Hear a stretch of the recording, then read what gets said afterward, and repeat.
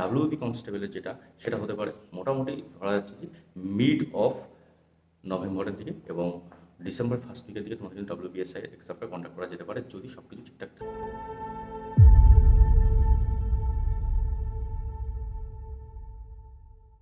তো hello dear aspirant, welcome my channel. আশা করছি তোমরা সবাই ভালো আছো। তো আজকে যে ভিডিওটা তোমাদের মেইনলি মেন্সের জন্য, যারা অনেকে আমাকে বারবার কমেন্ট করছো যে মেন্সের জন্য কিছু আপডেট দিন, মেন্সের প্রিপারেশন কীভাবে নেবো only for mains, WPSI, KPSI বা পিএসসি ক্লার্কশিপ এখন থেকে হয়ে যাবে। তো ডাব্লিউবিসিএস এর জন্য কিন্তু আজকে আমি বলবো না। তো বিষয়টা হচ্ছে আগে ভিডিও করেছি যেখানে ডিটেলসে বলেছি যে তোমাদের যে basic concept of preliminary examination মেন্সের জন্য কীভাবে কী কী বই পড়বে পার্ট করে আমি কিন্তু ডিটেলসে বলেছি। তো একটা 12 মিনিট একটা ভিডিও আছে, সেই ভিডিওটা যারা দেখোনি তারা প্লেলিস্টে আমি দিয়ে দেবো, ডিসক্রিপশন বক্সে দিয়ে দেবো, তোমরা দেখে নিও। তো বাকি বই কীভাবে শুধুমাত্র ডাব্লিউবিএসআই এবং কেপিএসআই এবং পিএসসি ক্লার্কশিপের জন্য কম্প্যাক্ট তোমরা যে বইটার মাধ্যমে একটা বা দুটো বই পড়লে যাতে তোমাদের এটা কমপ্লিট হয়ে যায় সেই বিষয়ে আমি কিন্তু ডিটেলসে বলবো কীভাবে কী প্রিপারেশান নিতে হবে। এবং ভিডিওটার শেষে কিন্তু কনস্টেবল, ডাব্লিউবি কনস্টেবল, ডাব্লিউএসআই এবং কেপিএসআই মেন্স, তো এই যে এক্সামগুলো সেগুলো কবে হতে পারে এবং ওবিসি নিয়ে যে কমপ্লিট সেই কোর্ট কেসটা কবে কমপ্লিট, শেষে আমি বিষয়গুলো নিয়ে আলোচনা করতে চলেছি। তো আগের ভিডিওতে কিন্তু আমি ডিটেলসে বলেছি কীভাবে তোমরা বেস তোমাদের ক্লিয়ার করবে। আজকে ভিডিওতে যেটা নিয়ে আসছি সেটা হচ্ছে শুধুমাত্র মেন্স, তোমরা কমপ্লিট মেন্স তোমরা কীভাবে তৈরি করবে সেই বিষয়ে কিন্তু ডিটেলসে তোমাদের বলবো। তো প্রথমেই যেটা বলি যে মেন্সের জন্য তোমাদের বইটার কথা তোমাদেরকে বলবো, সেটা হচ্ছে ক্র্যাক মেন্স অফ, এক্ষেত্রে পুলিশের সংস্থা আছে এবং পিএসসি ক্লার্কশিপের। তো এই বইটাতে তোমরা মোটামুটি ম্যাথমেটিক্স, রিজনিং এবং যে জিএস পোর্শন অফ যে ফার্স্ট পেপারে সেখানে কিন্তু তোমরা পেয়ে যাচ্ছ। তো এই বইটাতে যেটা এছাড়াও তোমরা যারা ম্যাথ, আমি কিন্তু আগেও বলেছি যে ম্যাথের জন্য 9-10-এর অঙ্কগুলো তোমরা যদি ডিটেলসে পড়ো একবার তাহলে কিন্তু কমপ্লিট হয়ে যাবে। এছাড়াও তোমাদের এই বইটা কিন্তু ম্যাথ কীভাবে পড়তে হবে বা অ্যাকচুয়ালি ডাব্লিউপিএসআই এবং কেপিএসআই মেন্স যেটা আছে ম্যাথ কিন্তু ইজি ম্যাথই আছে। তো এরপরে যেটা বলি যে রিজনিংয়ের ক্ষেত্রেও সেম, রিজনিংয়ের যদি তোমাদের এই বইটা থেকে রিজনিংও পেয়ে যাবে, না পেলে আমি কিন্তু আগেই বলেছি টেস্ট অফ রিজনিং বলে আরিয়ান্তের যে বইটা সেটা কিন্তু কম্প্যাক্ট বই, সেক্ষেত্রে সেই বইটা তোমরা যদি প্র্যাকটিস করো তোমরা যে কোনো কম্পিটিটিভ এক্সাম কিন্তু ক্র্যাক করতে পারবে। তো এরপরে যদি আসি তোমাদের যে জিএসের জন্য, জিএস বা জিকে, জিএস এবং জিকের জন্য তোমরা যদি এই ক্র্যাকেরই বই, লীলারয় ক্র্যাকেরই বই, যে ডাব্লিউ এবং কেপিএসআই প্রিলিমিনারির যদি বই কারোর কাছে না থেকে থাকে সে বইটা তোমরা, এই বইটা তোমরা নিয়ে নাও। তো এই বইটার মধ্যে তোমরা যদি প্রিলিমসের পাশাপাশি তোমরা কিন্তু মেন্সের যে এক্ষেত্রে 1 লাইনার হিসাবে যেহেতু দেওয়া থাকে, এখন যেহেতু আর ডেসক্রিপটিভ আসে না, 1 লাইনার কোশ্চেন আছে জিএস পেপার, তো সেক্ষেত্রে তোমরা এইটা তোমরা ইউজ করতে পারো, এই বইটা তোমরা পড়তে পারো। তো মোটামুটি কম্প্যাক্ট দুটো বই বললাম। তো এরপর তোমাদের যেটা মেন প্রবলেম হয়, তোমরা অনেকেই কমেন্ট করছো যে বাংলা ইংলিশ কীভাবে তুলবো বা বাংলা প্রিপারেশন কীভাবে নেব। তো তোমাদেরকে যেটা বলি যে বাংলা ইংলিশের জন্য আমি কিন্তু আগে বলেছি যে কারেন্টের মানে মেইনলি যেটা থাকে কি যে রিপোর্ট, প্রেসিএসে এগুলো কিন্তু রাইটিং লিখতে হয়, এছাড়া থাকে ট্রান্সলেশন এবং কিছু গ্রামার এবং ভোকাবুলারি। বিশেষ করে গ্রামার কিন্তু তেমন টাফ আসে না, ভোকাবুলারিটা কিছুটা হলেও টাফ আসে।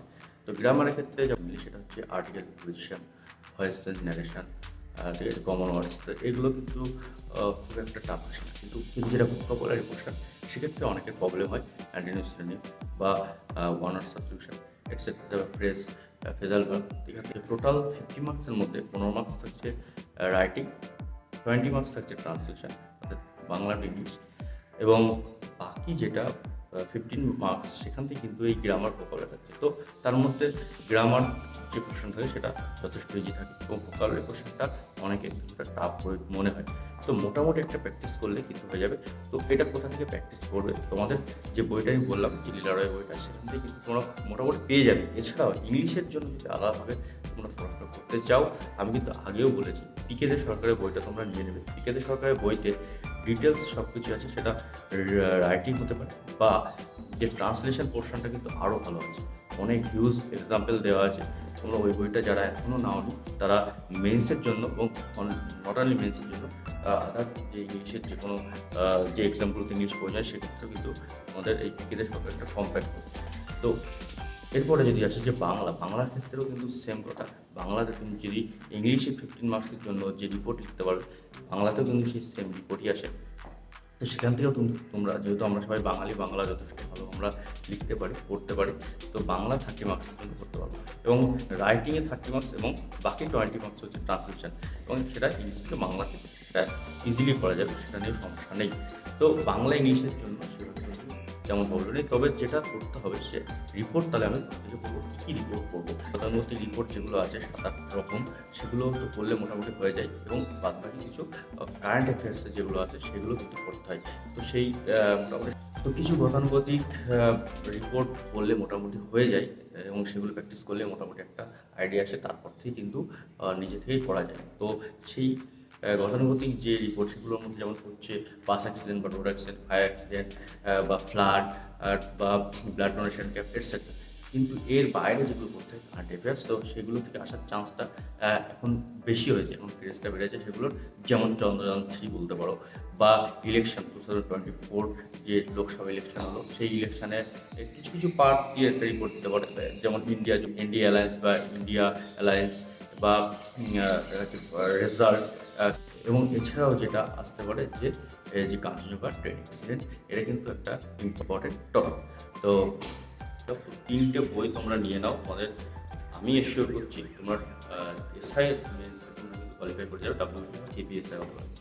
সেই 3টে বই দিলে আরেকবার শুনে নাও, ক্র্যাক মেন্স যে লড়াই বই, এবং তো একটা প্রিলিমিনারি বই নিয়ে নাও। তার সঙ্গে যাদের কাছে কেন্দ্র সরকার বইটা নেই তারা ইমিডিয়েট কেন্দ্র সরকার বইটা নিয়ে। তো এরপর আসে তোমাদের এক্সাম কবে হতে পারে। তো তোমরা সবাই আশা করছি জানো যে ওবিসি যে ক্যান্সেলেশন, সেখানে কিন্তু একটা কনফ্লিক্ট চলছে এখনও। তো কোর্ট থেকে যতদিন না পর্যন্ত কোনো রকম আপডেট আসে, কোনো রকম আসছে, তত কিন্তু কোনো রকম এক্সাম কন্ডাক্ট হবে না, এমনই কিন্তু জানা গেছে রাজ্য সরকারের তরফ থেকে, এবং তোমাদেরকে তো আমি একটা পেপার কাটিংও দেখিয়েছিলাম। তো এরপরে যেটা বলি যে মোটামুটি একটা ইনফরমেশান যেটা পেয়েছি যে জুলাই শেষের দিকে হয়তো এই ওবিসি নিয়ে যে প্রবলেম সেটা কিন্তু মিটে যেতে পারে, এবং তারপরে যদি সব ঠিকঠাক থাকে তো আমাদের ডাব্লিউপি কনস্টেবল এবং কেপি কনস্টেবলের যে একটা টেন্টেটিভ ডেট, সেটা মোটামুটি একটা আইডিয়া করা যাচ্ছে, সেটা হচ্ছে মোটামুটি সেপ্টেম্বর নাগাদ কিন্তু তোমাদের কেপি কনস্টেবলের এক্সাম হতে পারে, এবং ডাব্লিউপি কনস্টেবলের সেটা হতে পারে মোটামুটি ধরা যাচ্ছে কি মিড অফ নভেম্বরের দিকে, এবং ডিসেম্বর ফার্স্ট উইকের দিকে তোমাদের কিন্তু WBSI এক্সামটা কন্ডাক্ট করা যেতে পারে, যদি সব কিছু ঠিকঠাক থাকে। এবং এটা আমি হাওয়াই ডিউটিতে বলছি না, এটা মোটামুটি একটা ইনফরমেশান পেয়েছি কিছুটা। তো যদি সব ঠিকঠাক থাকে তোমাদের কিন্তু এক্সাম কিন্তু খুব বেশি দেরি নেই। তো তোমরা তোমাদের যে প্রিপারেশানটা নেওয়া কিন্তু কন্টিনিউ জারি রাখো, কেউ হাল ছেড়ে দিও না। কেউ বারবার বলছি তোমরা এই টাইমটা পাচ্ছ, এই টাইমটার মধ্যে যদি যে এই টাইমটাকে কাজে লাগাতে পারবে সেই কিন্তু গেইনার হবে, কারণ এরপরে যখনই এক্সাম হবে সে কোয়ালিফাই করে যাবে। তো তোমরা পড়াশুনো করো, পরেও যদি কোনো রকম কিছু প্রয়োজন হয় অবশ্যই কমেন্ট করবে, আমি চেষ্টা করবো তোমাদের জন্য ভিডিও আনার।